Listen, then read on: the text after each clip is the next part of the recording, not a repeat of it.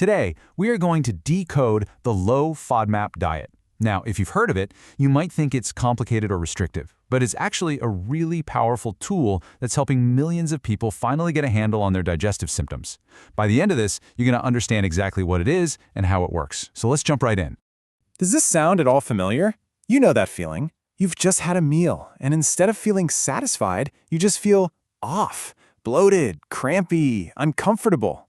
If you're sitting there nodding along right now, trust me, you are in the right place. And look, if you feel like you're the only one dealing with this, you are so not alone. We're talking about an estimated 10 to 15% of people worldwide who suffer from irritable bowel syndrome or IBS.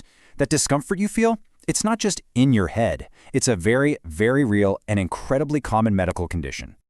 So what's causing all these problems for so many people? Well, the answer might just be this one weird-looking word right here, FODMAP. I know, it's a bit of a mouthful, right? But it's really just an acronym for a specific group of short-chain carbohydrates that are found in a ton of everyday foods. Here's the key thing to understand about how these work in your gut. These aren't bad foods, but for people with a sensitive gut, they just aren't absorbed very well. So they travel down to your colon, where your gut bacteria basically have a party and start fermenting them really fast. This whole process creates a lot of gas and pulls water into the gut, and that is what leads to that awful stretching, bloating, and pain. Now, this is probably the most important point of all. The low-FODMAP diet is not a life sentence of eating plain chicken and rice. Seriously, think of it as a short-term journey of discovery. It's a diagnostic tool that's designed to help you figure out your personal triggers. And that journey has 3 very clear phases. First up is elimination.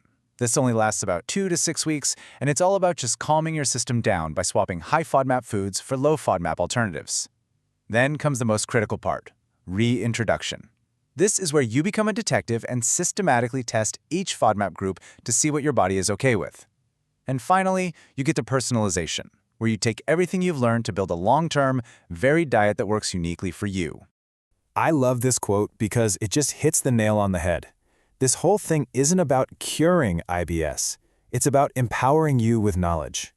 The real goal here is just peace of mind and the freedom to eat without fear. Okay, let's zoom in on what is, without a doubt, the heart of this entire process, the reintroduction phase. This is where the magic really happens. I know what you might be thinking. Wait, if I finally feel better during the elimination phase, why on earth would I bring those foods back? Well, reintroduction is absolutely essential. You've got to figure out which specific FODMAPs are actually a problem for you, and, just as important, how much of them you can handle. This lets you bring back more foods, make your diet way more nutritious, and keep your good gut bacteria happy. So how do you actually do it? Well, it's a very structured and scientific process. You test one food group at a time over 3 days. You start with a little bit, and if you feel fine, you increase the amount on day 2 and then again on day 3. This methodical approach is the key to getting clear answers. Let's look at a real-world example to make it super clear. Say you're testing your tolerance to fructose, and you're using honey. On day 1, you tried just 1 teaspoon. Everything good? Great. On day 2, you tried 2 teaspoons. Still feeling fine? Awesome. On day 3, you'd go for 3. This simple test tells you if you can handle small, medium, or even large amounts of that specific FODMAP. See? It's detective work. Okay, so you've got the theory down, you understand the phases, but then you walk into the grocery store and suddenly it feels like a total minefield. Let's talk about how to read labels like a pro and spot those hidden FODMAPs. All right, first things first, we have to clear up one of the biggest points of confusion out there. Gluten-free does not automatically mean low FODMAP. Gluten is a protein. FODMAPs are carbohydrates.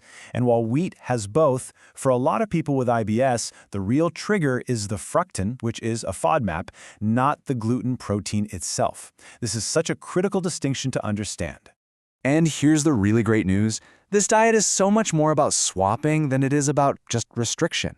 There are so many easy, delicious alternatives. Instead of an apple, have an orange. Instead of onion, use chives. Swap out garlic for garlic-infused oil. It's all about making smart substitutions, not about deprivation.